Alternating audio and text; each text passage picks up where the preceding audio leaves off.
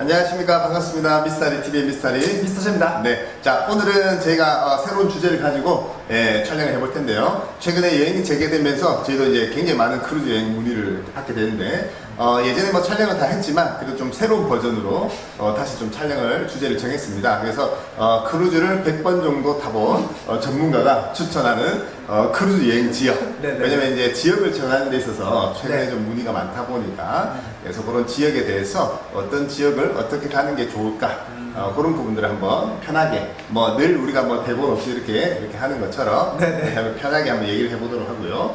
본론으로 바로 말씀을 여쭙고 싶은데요. 그래서 기본적으로 좀 얘기를 해보고 싶은 게 이제 지중해 크루즈, 네. 알래스카 크루즈, 부산 출발 하늘 크루즈, 그다음에 싱가포르 크루즈 요 네 가지가 뭐 그래도 한국 분들이 많이 이렇게 이제 가시는 코스라고 봤을 때 물론 그 네. 이상의 코스도 많지만 요 네 지역을 가지고 오늘 한번 얘기를 해볼 텐데 결론부터 우리 미스터 채는 어느 지역이 좀 최애 노선이에요? 뭐 최애 노선을 떠나가지고 네네. 그냥 뭐 열이면 열 중에 한 8분 정도는 네네. 그냥 지중해 크루즈 말씀하실 것 같아요. 이거. 네네네. 아무래도 이제 뭐 조금 이제 크루즈 여행의 좀 그런 이제 즐거움과 장점들을 좀 가장 잘 느낄 수 있는 노선이 사실 지중해 아니겠어요? 네네네. 그러니까 결론적으로는 이 크루즈 여행의 시스템이 가장 그 시너지가 활용도가 높은 지역이 이제 지중해 크루즈다. 뭐 그런 부분이죠, 그죠? 그죠. 네. 앞서도 많이 설명을 했었지만, 뭐 육로로 갈 수 없는 지역들, 이동이 많은 지역들이고, 그죠? 맞아요. 뭐 그런 어떤 크루즈 시스템이 가장 적합하다 보니까 지중해 크루즈라고 이제 생각을 하는 거고, 가장 좋아하는 그런 노선은 어디예요? 저는 뭐 사실 이게 다 장단점이 있었는데 네. 이게 뭐 사실 뭐 지중해도 좋았고요. 네. 그러니까 사실 동부 지중해가 좀 제일 개인적으로 좋았었는데 네네네. 그거는 뭐 앞서도 말씀드렸지만 이거는 제 와이프랑 갔었기 때문에 결국 여행이란 게 결국 어디 가냐보다 저는 누구랑 가냐가 되게 중요하다고 그렇죠. 보거든요. 네네네. 그래서 저는 뭐 이제 개인적으로는 가장 좋았던 크루즈 여행의 기억은 동부 지중해 크루즈가 아니었던가 싶어요. 일로서 간 게 아니니까. 네, 그런 부분이군요, 그죠? 네네. 그래서 이제 저희가 이렇게 또 고객을 많이 이제 행사를 진행해보고 또 피드백들을 좀 모아봤을 때, 일단은 이제 저 역시도 이제 지중해 크루즈를 많이 추천드리고요. 네네. 그 다음에 이제, 그 다음에는 저는 이제 싱가포르 크루즈, 그 다음에 알래스카 크루즈, 그 다음에 부산 출발하는 크루즈. 이 영상을 우리 코스타 크루즈의 윤효진 차장님께서 보시면 안 되는데, 이제 제 생각은 그렇고요. 네네. 순서를 매기자면. 그래서 각 지역별로 어떤 선사들의 배 컨디션이나 뭐 기간, 비용 이런 거를 한번 정리해서 우리 미스터 채도 좀 이렇게 한번 설명을 한번 해봐 주시죠. 뭐 일단은 뭐 배만 놓고 보면요. 배만 놓고 보면 그러니까 사실 뭐 지중해 그러니까 지중해 같은 경우도 네네. 그러니까 서부랑 동부랑 나뉘는데요. 네네. 그러니까 서부 같은 경우에는 배 컨디션이 굉장히 훌륭합니다. 네네네. 이게 거의 대부분의 선사에서 신규 선박들은 이제 일단은 이제 서부 지중해에 많이 배치를 좀 하고 있고요. 그렇죠. 왜냐면 어쨌든 간에 이제 카리브해와 더불어서 이제 뭐 사실 카리브해가 뭐 1등이긴 합니다. 압도적 1등이긴 합니다만 이게 어쨌든 뭐 카리브해와 더불어서 가장 큰 크루즈 시장이고 그리고 이제 한번 배치했을 때 거의 연중 운항이 가능하기 때문에 그렇죠. 뭐 흔히 플래그십이라고 하죠. 네네. 시그니처 선박이라고 할 수 있는 네네. 이제 그런 선박들 대부분 서부 지중해 좀 많이 배치가 되고요. 네. 그 동부 같은 경우가 좀 아쉽게도 이제 배가 조금 이제 작고 조금 오래된 배들이 대부분 좀 많은데 네. 이제 그 이유는 이제 지역적인 특성 때문이고요. 아무래도 큰 배가 못 들어가니까. 네네. 그래서 뭐 일단 좋은 배를 탄다. 아까 그 네 지역 중에 이제 그렇다고 한다면은 일단은 이제 서부 지중해하고 뭐 싱가포르 쪽을 좀 꼽을 수 있겠죠. 아무래도 네네네. 선박의 이제 그런 뭐 규모와 이제 시설을 봤을 때. 네네. 네. 그런 부분들이군요. 네. 그러니까 사실상 싱가포르 크루즈도 근데 네. 이제 너무 특정 성사의 특정 그렇죠. 배로 좀 몰리다 보니까 네. 뭐 그런 부분인데 뭐 배만 봤을 때는 네. 뭐 규모도 꽤 있고 신식 배가 들어가고 늘 우리가 얘기하지만 어쨌든 한국에서 가장 가까운 지역에서 최신식 배를 만날 수 있는 곳이 이제 싱가포르 크루즈고 한일 크루즈 같은 경우는 아무래도 이제 배가 좀 사이즈는 좀 작고 그죠? 맞아요. 물론 이제 5만 톤, 7만 톤, 세레나호 같은 경우는 10만 톤 정도. 그래서 부산 출발 한일 크루즈는 그렇게 운영은 되는데 아무래도 조금 이제 오래된 연식의 배들이 물론 레노베이션은 다 했지만 그렇게 운항을 하는 부분들인 거죠. 네. 그래서 사실상 뭐 제가 봤을 때 한 7만 톤 정도만 돼도 이렇게 정박에 있는 거 보면 감탄사가 나올 정도의 사이즈가 되는데 네네. 원체 특성 선사에서 뭐 세계 최대 크루즈 뭐 이런 식으로 좀 마케팅을 하니까 네네. 무조건 커야 좋다라고 생각하실 수가 있는데 그런 것도 아니잖아요, 그죠? 맞아. 저도 개인적으로 이제 배만 봤을 때 제일 좋았던 느낌은 사실 이제 프린세스, 서프린세스였어요. 아, 개인적으로. 네네네. 이제 오래된 배 네, 아니에요? 오래되고 좀 작은 배긴 한데 네네네. 이게 오히려 이제 배가 작으니까 너무 편한 거예요. 네네네. 이게 뭐 너무 편하고 뭐 타고 내리는데도 사람이 그렇게 안 붐비고 그렇죠. 식당에서도 그렇고 뷔페에서도 그렇고 네네네. 이게 오히려 이제 딱 저는 이제 가면 갈수록 네. 너무 큰 배보다는 있을 거 다 있고 그렇죠. 있을 건 다 있으면서 이제 좀 규모가 작은 이제 네네. 그런 선박들을 점점 더 개인적으로 선호하게 되더라고요. 그게 한 10만 톤에서 14만 톤 정도 사이. 네네네. 뭐 최대 큰 배가 20만 톤까지 간다고 하지만 네네. 뭐 사실상 아까 승하선 할 때 절차라든지 그 안에서 어떤 시스템이라든지 그리고 또 우리가 일하는 입장에서는 왔다 갔다 하기가 너무 크잖아요, 그죠? 맞아요. 네네, 뭐 그런 거 저런 걸 떠나서. 네네. 그래서 어쨌든 어떤 배의 어떤 특징이나 성격 이런 것도 봐야 되지만 그 다음에 어떤 만족도에 대해서 가장 큰 부분이 이제 기항국토라고 저는 그렇죠. 생각을 하거든요. 네. 그래서 제 개인적인 생각은 일단은 뭐 한일 크루즈 같은 경우 가까운 일본을 가다 보니까 그리고 싱가포르 크루즈도 태국이나 이제 말레이시아 이런 데를 가다 보니까 네. 아무래도 좀 우리가 좀 친숙하고 또 갔다 오는 수요들도 있고요. 물론 그 지역을 그 기항지를 갔다 오신 건 아니지만 일본이란 곳은 아무래도 좀 자주 갔다 오거나 우리가 이제 느낌을 잘 아는 부분들이 있다 보니까 알래스카나 또 지중해에 비해서는 조금 더 좀 만족도가 좀 떨어지는 부분이 그런 부분이 아닌가라는 생각이 들고요. 네. 사실 그렇잖아요. 뭐 싱가포르, 말레이시아 뭐 이런 거보다 남프랑스, 액상프로방스 네, 네. 뭐 이런 데는 정말 유럽을 몇 번을 가도 가기 힘든 지역들이고 뭐 산토리니 뭐 이런 지역들이죠.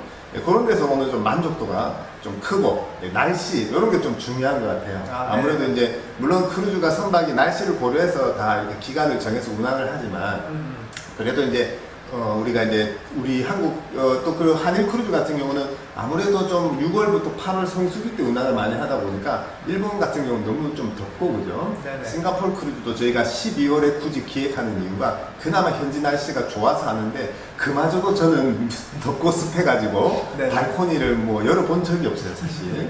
그래서 그런 부분들이 조금 좀 차이가 있지 않나. 그래서 제가 뭐 단거리 크루즈에 대해서 너무 좀 이렇게 안 좋게 얘기하는 뉘앙스를 풍길 수 있는데 물론 장점은 많아요. 인접해 있고 그죠? 네네. 가까운 지역에서 비행기를 타지 않아도 출발이 가능한 지역도 있고 싱가포르 크루즈도 우리가 늘 얘기하지만 네. 가장 가까운 지역에서 좋은 배를 탈 수 있는 코스이기도 하고 뭐 그런 뭐 장단점이 있는데 저는 그런 기항지 투어와 날씨가 되게 중요한 요인이라고 보는데 그 부분은 좀 어떻게 생각하세요? 일단 말씀 들어보니까 네네네. 어느 순간부터 싱가포르 크루즈를 제가 등장하는 이유를 그럴까요? 네. 일단 그리고 이제 우리가 이제 여행지를 정할 때 네네. 보면 이제 그 여행지에서 이제 기대하는 게 있잖아요. 네네네. 여행의 목적이라고 할 수 있는데 네네네. 이게 우리가 뭐가 좀 쉬겠다든지 뭐 가서 좀 새로운 걸 경험하겠다든지 뭘 좀 보고 싶다든지 뭐 이런 다 이제 그런 이제 기대하는 바들이 있는데 네네네. 이게 아무래도 이제 그런 차이점들 때문에 이제 더 이제 그 지중해 여행이 이제 크루즈랑 시너지가 난다고 볼 수 있을 것 같아요. 네네네. 이게 어쨌든 우리가 유럽은 육로로 가도 그렇죠. 그러니까 여러 도시를 가게 되고 네네네. 그 육로로 유럽 가가지고 그 한 10일 동안 네. 이제 호텔에서 매일 짐 싸다 풀었다 새벽에 일어났다가 이제 그러다가 그렇죠. 이렇게 눈 떠보면 새로운 도시 와 있고 맞아요. 그러면 이제 편안하게 투어하고 저녁에 또 와서 배에서 또 다양한 경험을 해볼 수 있고 네네네. 그리고 우리가 막상 이제 여행지 가서 또 그 나라의 문화에 들어가서 뭘 해본다는 게 사실 네네. 쉽지 않잖아요. 그렇죠. 하지만 이제 크루즈 내에서 이게 또 다양한 거의 또 대부분 유럽 사람들이 많으니까 네네네. 그 속에서 이제 좀 이제 그네들의 이제 문화를 좀 더 밀접해서 볼 수 있는 네네네. 그리고 사실 뭐 배에 있으면 말도 많이 걸잖아요. 그렇죠. 맞아요. 동양인이 많이 없으니까. 그죠? 네네네. 이제 뭐 그런 부분들 때문에 이제 좀 지중해가 이제 크루즈 여행하고 좀 시너지가 난다고 생각을 하고요. 네네. 사실 동남아 같은 경우에는 뭐 일부 지역들을 뭐 여러 지역을 왔다 갔다 하기도 하지만 그러니까 대부분은 이제 한 지역에 오래 머물면서 이제 뭐 리조트나 호텔에서 네네. 좋은 숙소에서 그냥 조금 이제 호캉스 하면서 그렇죠. 이제 맛있는 거 먹고 마사지 받고 뭐 이제 뭐 그런 해양 레포츠도 즐기고 뭐 이런 거를 좀 기대하고 가는 여행지라고 이제 봐야 되는 부분이 크기 네네. 때문에 이게 아무래도 이제 그런 이제 크루즈 여행에서 오는 이제 만족도는 상대적으로 물론 이것도 좋지만은 이제 지중해보다는 좀 덜하지 않은가. 이제 네네. 좀 그런 생각이 들고요. 그리고 이제 뭐 아무래도 이제 크루즈를 이제 지금 이용하시는 분들이 대부분 연세들이 좀 있으시잖아요. 맞아요. 그래서 또 휴양지보다는 관광지를 좀 더 선호하시는 게 아닌가. 그런 부분도 크죠. 네, 이제 뭐 그런 부분들 뭐 여러 가지 요소들이 있겠지만 지금 네. 생각하는 건 딱 그 정도가 있겠네요. 그렇죠. 그래서 사실 또 그래요. 뭐 비슷한 맥락의 얘기지만 그래도 내가 비싼 돈을 주고 일생의 버킷리스트인 크루즈 여행을 갔는데 또 한일 크루즈나 또 싱가포르 크루즈는 또 한국 분들이 너무 많잖아요. 아, 그것도 있죠. 예, 왜냐면 이제 우리가 개별 여행의 어떤 단체 여행의 문화가 좀 더 자리 잡아 있었다 보니까 네네. 뭐 젊은 분들이야 요즘 자유여행을 이제 개별 여행을 많이 하지만 그러다 보니까 이제 특히 일부 노선들은 어떤 대형 여행사나 대형 상조에서 너무나도 많은 모객을 해서 송출을 하는 바람에 네네. 이제 정찬 레스토랑을 가도 그죠? 외국 사람들하고 같이 이렇게 쫙 이런 문화를 아까 얘기한 그런 걸 좀 느낌을 받아야 되는데 앞집에 철수가 있고 네네. 뒷집에 누가 있죠? 여기가 있죠. 뭐 그런 좀 분위기가 아무래도 그죠. 다소 그 기대치하고 조금 비켜가는 뭐 부분이 아닐까. 왜냐면 뭐 그런 것들도 중요하더라고요. 저희가 이제 출장을 많이 다녀보면. 그죠.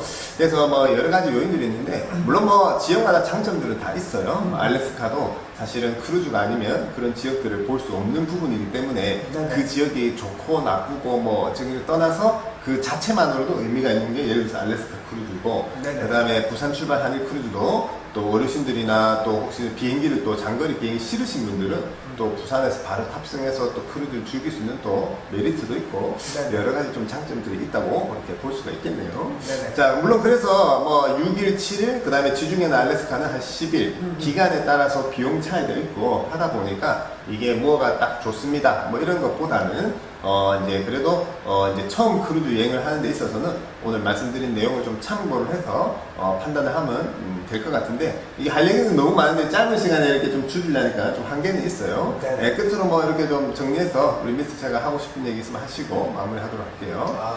일단은 너무 이제 이야기 주제가 일단은 이제 지중해하고 좀 동남아에 초점을 좀 맞춰졌는데 네네네. 이게 이제 그 우리 또 한일 크루즈 담당하시는 또 세일즈분이 또 보고 있으니까 그렇죠. 네네네. 사실 저는 개인적으로 한일 크루즈도 좋다고 생각하거든요. 네네네. 이 한일 크루즈는 근데 이제 아무래도 아까 말씀드린 그런 뭐 한국 분들이 너무 많고 또 네. 분위기도 그렇고 배도 조금 이제 오래된 뭐 이제 그런 부분들이 분명히 존재하기 때문에 네네. 처음 크루즈는 그래도 뭐 지중해 정도는 경험을 해보시고 다음에 탑승하기에는 정말 좋다고 생각해요. 네네네. 일단은 이제 그런 것들을 이제 조금 이제 느끼시고 이제 보고 이걸 탔을 때 느끼는 관점하고 네네네. 처음 이걸 접했을 관점하고는 좀 많이 다르더라고요. 네네.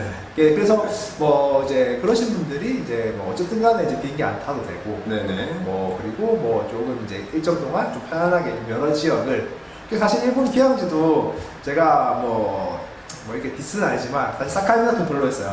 사카이나토 좀 개인적으로 좀 별로였는데 네. 뭐 이거는 개인 주관이니까요. 그렇죠. 예, 사카이나토 별로였다고 생각되지만 사실 나머지 기항지 너무 다 좋았고 네네네. 나머지 기항지 다 좋았었기 때문에 뭐 기항지 저기 메리트 충분하고 뭐 이제 그런 부분들이 있기 때문에 한일 크루즈도 많이 이용해 주시면 좋을 것 같습니다. 네네네. 뭐 예전 영상에도 저도 언급했지만 저희 막둥이가 4살 때인가 우리 가족들 또 하는 크루즈를 타고 물론 출장도 많이 갔지만 네네네. 아니 그래 부산항에 딱 내려가지고 택시 타고 집에 오니까 20분이면 오는 거예요. 네네. 웬만하면 저희가 다른 크루즈 타려면 아시다시피 뭐 김해공항 가서 김포까지 가서 또 거기서 인천 가서 또 인천에서 비행기를 타는 그 왔다 갔다 하는 과정만 해도 굉장히 힘든데 네네. 뭐 저희가 물론 부산에 소재하고 있지만 뭐 아침에 짐 싣고 한 가족이 그죠? 네네. 택시 타고 가가지고 20분이면 도착해서 승선해서 바로 출발. 이런 것들이 생각보다 매우 좋아요. 편리한 부분인데 네. 좀 장단점이 있습니다. 다음에는 한 지역별로 다시 이렇게 좀 디테일하게. 장단점을 디테일하게 좀 해야 될 것 같아요. 알래스카가 좀 약간 서운해할 수 있겠지만 그렇게. 뭐 다음 기회에 네네, 그렇게 하도록 하겠습니다. 네네. 자, 오늘 그런 주제를 가지고 얘기를 했는데요. 지금 하다 보니까 예전에 이렇게 어설프게 유튜브를 시작했을 때 했던 주제들을 다시 최근 버전으로 이렇게 하는 것도 네. 의미가 있겠네요. 네. 자, 그런 식으로 해서 다음 시간에 또 인사를 드리도록 하겠습니다. 미스터리 TV 미스터리. 미스터 최였습니다. 네, 감사합니다.